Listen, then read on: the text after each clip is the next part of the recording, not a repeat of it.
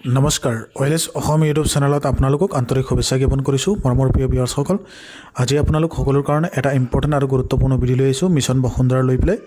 আৰু সেইটো অসম কেবিনেটত সিদ্ধান্ত গ্ৰহণ কৰা হৈছিল আৰু 30 নৱেম্বৰ 2025 অসম কেবিনেটৰ এটা গুৰুত্বপূৰ্ণ সিদ্ধান্ত মিছন বসুন্ধৰাক লৈ পেলাই।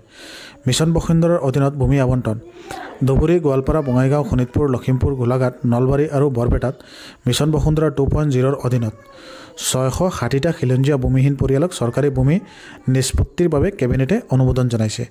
শোণিতপুৰ, বৰপেটা, গোলাঘাটত মিছন বসুন্ধৰাৰ নিৰবিচ্ছিন্ন সেৱাৰ অধীনত 712টা খিলঞ্জীয়া পৰিয়ালক চৰকাৰী খাজ আৰু চেলিং উদ্বৃত্ত ভূমিৰ নিষ্পত্তিৰ বাবে কেবিনেটে অনুমোদন জনাইছে। গতিকে এই গুৰুত্বপূৰ্ণ খবৰটো আপোনালোক সকলোকে দিবৰ কাৰণে মিছন বসুন্ধৰা ৰিলেটেড আপোনালোক সকলোকে এই ভিডিঅ'টো মই প্ৰস্তুত কৰিছোঁ। এতিয়া আহক পোনপটীয়াকৈ মুখ্যমন্ত্ৰী মহোদয় বসুন্ধৰাৰ বিষয়ে কি কৈছিল কেবিনেটৰ পিছত আপোনালোকক শুনাব বিচাৰিছোঁ। কৰিব পৰা যায়।